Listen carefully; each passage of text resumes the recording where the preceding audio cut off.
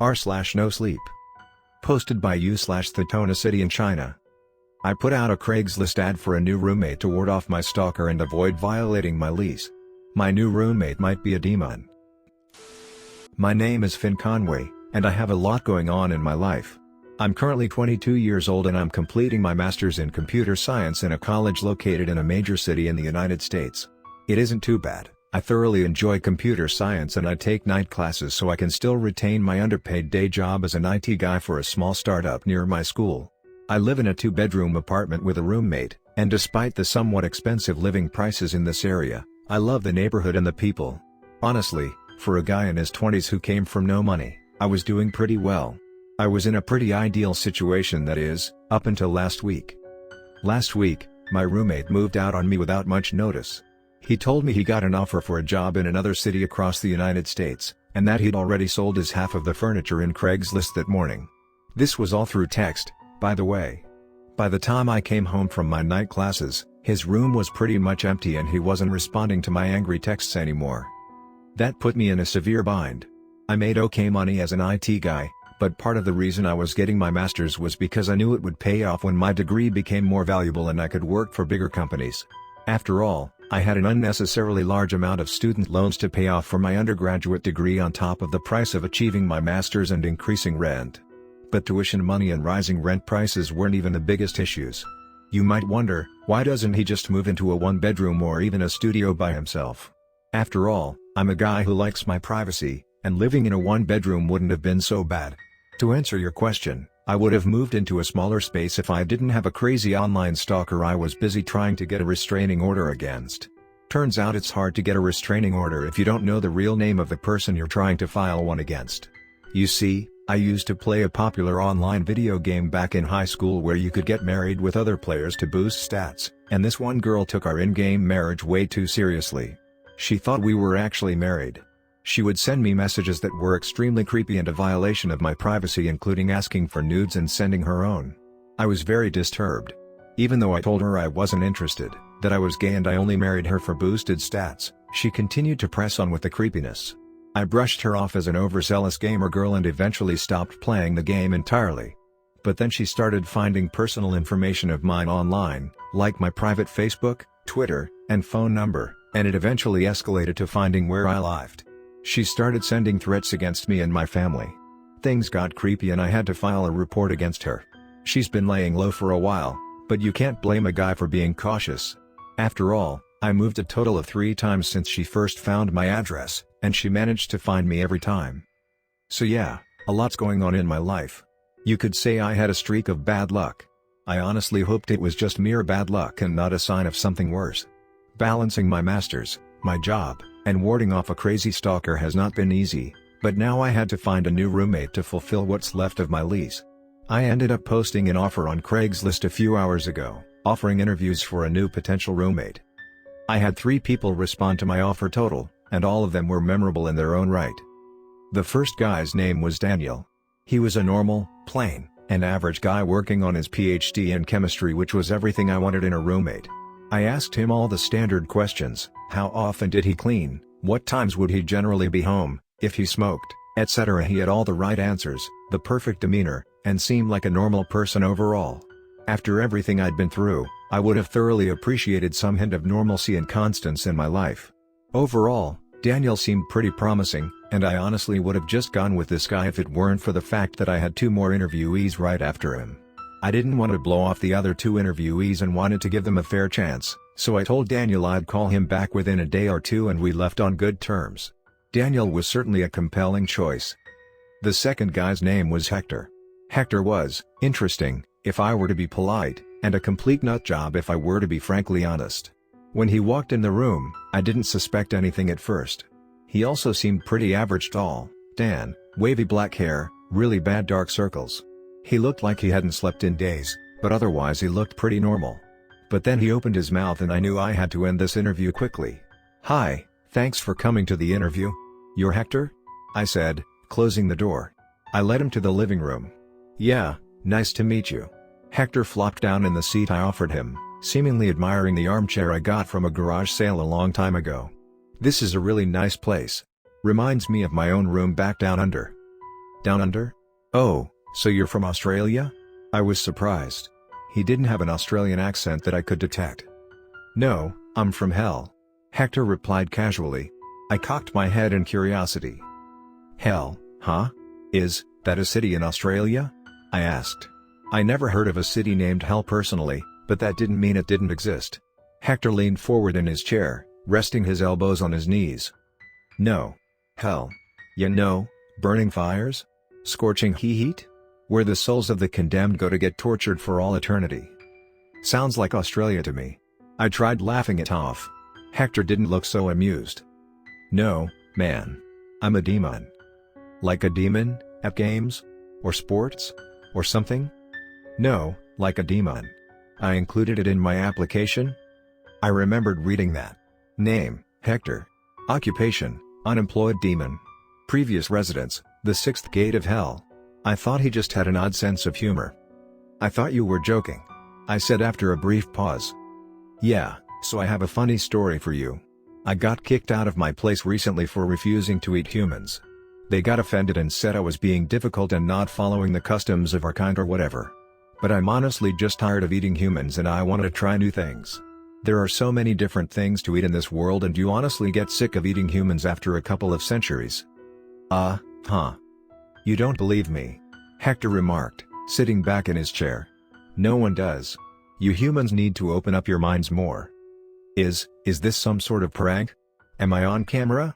I looked around the room to see if there were any camera crews waiting to jump in at the right gotcha moment. No, I can promise this isn't a trick of any kind. He replied. I glanced at the clock. Unfortunately there was still a lot of time before the next person came in, so I decided to humor Hector for what it was worth. At the very least, when this was over I could tweet about having the weirdest person come in for an interview and earn some internet points for that. Okay. Let's say you really are a... I made some vague hand gestures. Demon. Hector finishes. Yeah, a demon. Why would you want to live here, of all places? Well, when I was kicked out of hell, I wasn't given much. I left with only the clothes on my back, so I had to pawn off a gold watch I stole from a rich guy in the 1900s and got a lot of money for that. Don't worry though, I'm confident that I can find a job within a month of living here for sure. At least, I think I can. And you were kicked out because you refused to eat humans. Yup. Hector said, popping the pea. You really don't eat humans? Then are you, like, the equivalent of a demon vegan or something? I asked cautiously. Not exactly. I still eat humans when I have to. I'm just not a picky eater. Most demons are what you'd call elitist and consider human souls gourmet and expensive, just because it's gotten really hard to eradicate you lot. Your kind is getting smart. It was definitely easier to eat humans when they didn't wash their hands and all it took was the plague to eradicate half of the population. He replied, crossing his legs and folding his hands over its lap. So then, what do you eat? I probed. Same things as you. Chicken, pork, the occasional medium rare steak when I can afford it. But I consume the souls. Their other bits are tasty, too. Blood's always better fresh and bones have a surprisingly good amount of soul in them. Here's a secret, when you're sucking on the marrow, that's their soul, not just bone marrow. He grinned. That's what gives it so much flavor. Wow. That's, dark. I grimaced, looking up at the clock behind Hector. It wasn't anywhere near the time for the second interview but this was clearly headed nowhere from the start. I eat chickens for their souls, you eat them for their physical flavor. What's the difference? Hector asked. I paused, for a second it was almost as if he had a point. But you used to eat humans. I countered, ultimately unconvinced. And you used to like Nickelback unironically. Or maybe you still do. Hector motioned to my signed Nickelback poster on the wall adjacent to him. I felt my face getting red. I knew I should have hidden that before the interviewees came in. I was slightly offended that he would call me out like that. Point is, a few years can drastically change you humans. And for us demons, a few centuries can change us too. Why do you all think we're the same as we've been since the 1500s? We're just like you guys. Sort of. Okay, so if you're a demon why would you want to be in such a small room? Couldn't you find somewhere else? Somewhere better and not as cramped? Shouldn't you be able to, I don't know, conjure up some money with your demonic magic or whatever? Easy. Rent's cheaper here and I don't need a lot of room. We demons aren't rich, we don't all use what you call magic, and we aren't omnipotent either. I can't just make money out of nothing, though it'd be helpful. Hector droned. Besides, I love this part of the city. So much culture. So much food. So much fried chicken. I really love fried chicken. Don't we all? I said.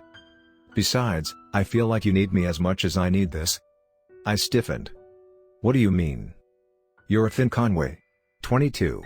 Working on a master's. Has had a stalker for a while now. If you ask me, your stalker's pretty insane and she's still out there somewhere. I can keep her away from you if you let me live here. I felt my blood run cold. How did he know all this? I instantly felt a wave of discomfort crash over me.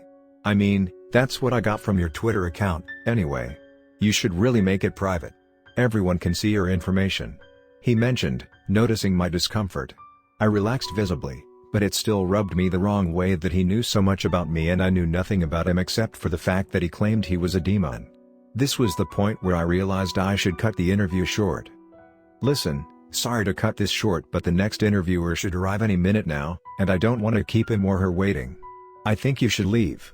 I'd entertained him long enough. This weird demon roleplay of his was going way too far and I wasn't interested. I had enough craziness in my life from having to deal with a stalker. I couldn't deal with a delusional roommate. Plus, him knowing my whole life story from Twitter was a little too personal for my comfort. I got up from my seat hastily and reached over to shake Hector's hand to end this before it went on for too long. It was cold to the touch, but what was colder was the unexplainable pang in my chest when I saw Hector's downfall in expression. Oh, okay. When do you think I'll hear back? He asked. I rubbed the back of my neck, a bad nervous habit. Soon. Probably a couple of days. I'll call you about it. I lied.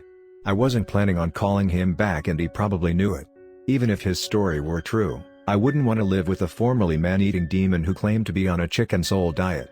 But it wasn't true, demons weren't real, this man had clearly lost his marbles, and I didn't need a crazy roommate on top of everything else on my plate.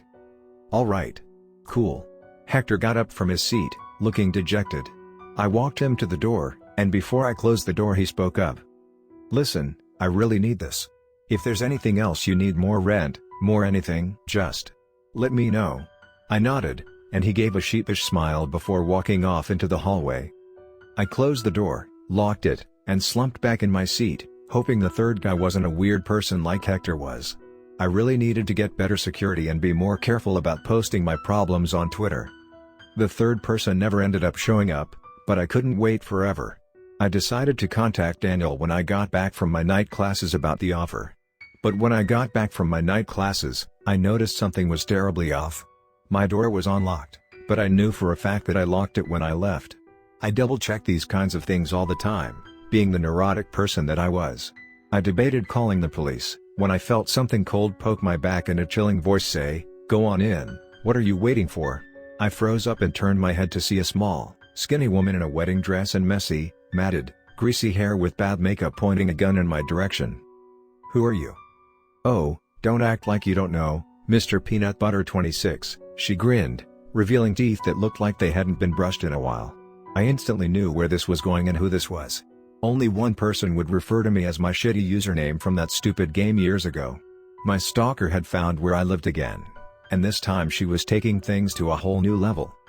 Or should I say, my darling husband? Her hand caressed my body and I felt shivers running down my spine. If she hadn't had a gun, I would have been able to easily turn the tables on her. She was easily a head shorter than me. "How the fuck did you find where I live?"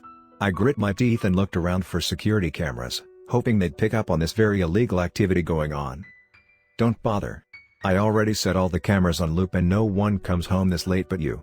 Now, unless you want me to shoot your pretty little brains out, I suggest you go inside." She pushed the gun into my back forcefully, and I quickly turned the knob to my door and went inside. The apartment was dark and cold. My interior was decked out in candles shaped into a huge heart with rose petals scattered around, and a chair in the middle of the heart of candles, which were the only source of illumination besides the lights from the buildings outside the window. Under the chair was an intricate-looking summoning circle, the design of which I recognized from the game. In-game, that summoning circle would have summoned a fae from Misgenhelm, a fictional land, who ordained your marriage in the name of magic and goodness and made it official. My stalker was really trying to marry us like how it was done in the game. "Sit," she ordered. I did as I was told and she brought duct tape from under her dress to wrap my limbs around the chair. She then went to the kitchen, humming a tuneless song. "Listen, I don't know what you want or how you got here. I don't know how the fuck you managed to fly under security personnel. You know what?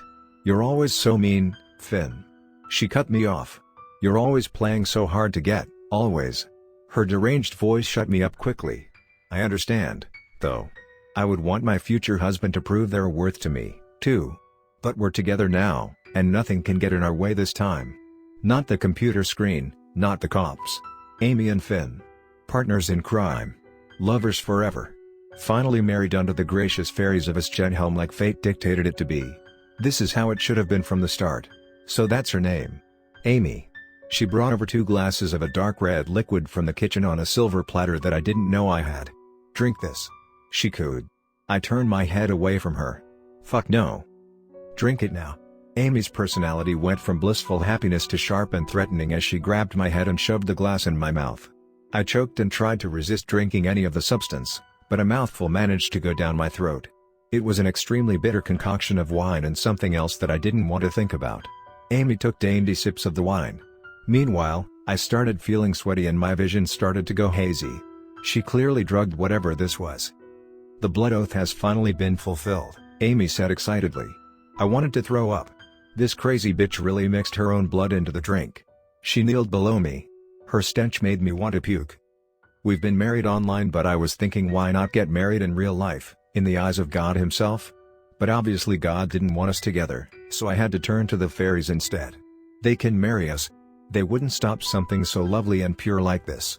With that, Amy poured the rest of the concoction under my chair and started laughing. "I've been waiting for this for months, for weeks, for days. I've been following you, you know. You really let your guard down, but I find that so adorable about you. When I saw that you posted a Craigslist offer looking for a roommate, I just had to make sure that it was you. And it was. So that's how she found me. My stupid Craigslist ad. It just registered to me that she might have been the 3rd interviewee who never showed up, and in that time she must have scouted out the area to plan this shit. For someone who was in the computer science field, I had really let my cybersecurity guard down and it led to my undoing. I was entirely too careless. I groaned, my head began to pound and my vision became even blurrier. She caressed my hands and began to put a ring on my finger. "The potion I put in the love wine brings us both to the plane of the fairies so they can marry us," she said. Her words felt so weirdly distant. The ring was placed on my finger, secure and tight. She mounted my lap and hugged me, whispering things into my ear, and I felt so disgusted that I just wanted to disappear. "And now, it's official. We're married. Don't you see the fairy, Finn? The fairy's right behind you." Amy paused, realizing what she had said. She scrambled to her feet. I looked up at her, and she looked as if she saw a ghost. Wait," she mumbled. She backed up a few steps. I looked at her feet, unable to focus properly. The lighting from the buildings behind me casted the shadow of a big bird. "Who's there? Who are you?" Amy pointed the gun in my direction, and I couldn't even physically flinch from the drugs. I figured she was hallucinating or something, but whatever she was seeing seemed pretty real and terrifying. "I'm his roommate. Who are you?" the voice replied. I recognized that voice. "Hector?" In my haze, I managed to make out his words clearly. I wondered how he's managed to walk into my room, since the door was blocked by Amy and both of us would have seen him come inside. Being that my back was facing the balcony, I assumed that was the only possible way he got in. But how did he get all the way up to the 13th floor without anyone noticing him? And better yet, how was his timing so good? "I'm his wife, asshole." Amy spat. "For some reason, I don't believe you." Hector deadpanned. "Neither of you are what either of you just claimed yourselves to be," I thought to myself. I didn't dare say it out loud because I was in a very tight space. "It doesn't matter what you believe, you're getting in the way of our marriage. And no one can stop us." Amy sneered. "How the fuck did you get in here? You should have really looked up that symbol before you drew it. It kind of opens a portal from my world to yours. When you poured blood over it, it activated the portal. Does that explain things?" I began turning my head towards Hector, only to be stopped by his firm grip on my shoulder. "Don't turn around," he ordered. Being as I wasn't exactly in a position to argue, I complied. Also, the hand on my shoulder was too large, long, gnarled, and sharp to belong to a human being, so that alone was enough to convince me. My head lazily lolled back to face Amy, who was still pointing the gun, rocking side to side on the balls of her feet and trying to put up the brave front she had a few minutes ago. Halloween's not coming for another year, buddy. I don't know how you got up here in that weird demon, furry, getup, but you're definitely not leaving this alive. I'm gonna fucking kill you. Amy's remarks truly made me wonder what she was seeing and what I was missing out on. Hey, close your eyes and keep it shut until I say otherwise. He whispered gently. He enclosed his overgrown hands over my field of vision. Petrified and drugged to high heaven, I did what I was told to do and shut my eyes. I have a gun and I know how to use it. Stay away from me, I fucking mean it. If you don't, I'll shoot. Amy's voice was faltering. From her tone, she clearly didn't know how to use a gun and wasn't planning on actually using it. These were all empty threats, at least, I hoped they were. And this is why you guys need better gun control. I heard Hector's Lizzie drawl as he stepped forward. For some reason, his footsteps grew heavier and his voice boomed all around even more. I also heard Amy's quivers turn to full-out whimpers and desperate screams to stay the fuck away. I felt the room settle to a chill as the trigger was pulled and the shot rang. It was a deafening bang and an even more deafening silence afterwards. I squeezed my eyes shut, letting a wail of grief leave my throat, not wanting to witness what had happened. I heard Amy's manic giggles as she shot 4 more times, each shot more deafening than the last. I swore I could hear the bullets bursting through Hector's body. I felt tears burn my eyeballs as I pleaded for her to stop. Amy, stop, I'm begging you. You've done enough. Was all I could manage to choke out as I shook my head in shock and disbelief. Still shutting my eyes, I prayed Hector was still alive despite the 4 gunshots that I heard, knowing it was highly unlikely. I felt responsible for this mess and I had somehow managed to drag him into it, even though it was none of his business. And now he was probably dead. It was all my fault. It's too late, I told it to stay away. Thought it could be a hero or something. What a joke. And you, Finn, I warned you, I fucking warned you, and you're next. You know why? Don't fucking shake your head. You know why? It's because you lied to me and you didn't return my love. Her crazed raves were cut off abruptly by the sudden sounds of her choking. Wait. I heard more choking, some cracks, and screams. What's happening? I yelled. I was tempted to open my eyes but remembering Hector's words kept me from doing so. Stop, I'm sorry, please let me. I flinched as I heard Amy's threats abruptly change to pleas for her life. Her pleas became increasingly desperate as air escaped her lungs. Whatever was happening to her definitely wasn't something I wanted to see with my own eyes. My imagination did enough. She seemed to be flailing and gurgling before I heard a loud and sickening crunch and everything went silent again. I held my breath. Silence. Bewildering silence filled the room. I heard the quiet hiss of smoke in the distance, and smelled what I could only describe as burning rubber. You can open your eyes now, Hector said softly. I knew he had somehow survived the 4 gunshots and managed to quell Amy's insanity. I don't know if I want to, I blurted. Seriously, it's fine. Hector insisted. I opened my eyes. In the darkness, I was surprised to see that Hector looked like the same Hector I saw earlier this afternoon, and Amy was nowhere to be seen. I expected to see something other than Hector standing there, but he defied my expectations. With the dim lighting coming from the buildings across from mine, Hector's silhouette looked almost ethereal as he hunched over slightly over where Amy once stood. There was blood all over his button-down, dripping down his mouth, onto his hands, but no body to show for it. Is she? She won't be bothering you again. Hector cut me off. Ugh, this is going to be a bitch to clean. He tugged at his clothes, grimacing at the blood. I was actually glad he didn't include anything else. I wasn't exactly in the right state of mind to handle what I thought was a murder that just occurred in my own house. Did you kill her? Not exactly. Just sent her soul where it belonged, right here. He pat his stomach for good measure. I grimaced. She didn't taste that good. Don't know what she was thinking. Bullets don't really work on guys like me. But I guess she couldn't have known that. I'm sure. Told you I was a demon. No one ever believes me. You can't blame me. It all sounds like crazy talk. I don't even know if this is real right now. I could be hallucinating everything. Well, she roofied you to oblivion, so I don't blame you.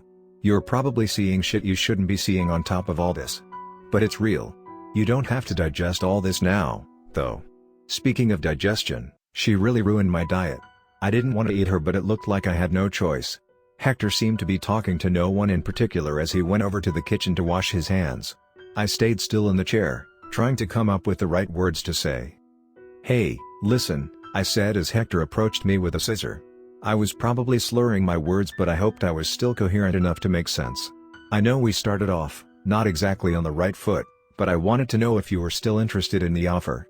You really saved me from a tight bind just now, and I feel like it's the least I can do. Hector shrugged. I don't know. I felt pretty offended earlier when you just, kicked me out. I don't like being rejected. I had nothing to say to that. Hector glanced up at me, a mischievous glint in his eyes. If you throw in some fried chicken every Friday, I might consider it. I blinked. Sure. Fried chicken every Friday. Not a problem.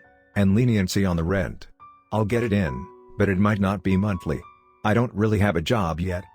I really shouldn't have been making deals while I wasn't sober, but it sounded pretty compelling at the time, and he did save my life, so I agreed anyway.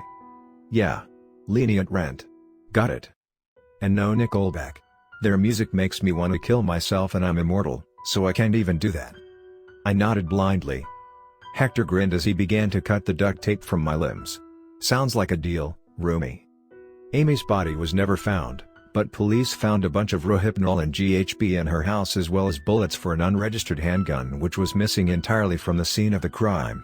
When I woke up, I found myself trying to recollect the events with a huge headache. The Rohypnol and GHB in her house were used to roofie me into complacency. The police briefly questioned me after finding her deranged messages to me and neighbor complaints about screams, but did not suspect me at all, as it was clear Amy had a history of stalking guys online and she had finally snapped. Last I heard, they chalked it up to a disappearance and put out a search for her, but I know they'll never be able to find her. And as for Hector? Well, he did his part by saving me from a kidnapping and a potential murder.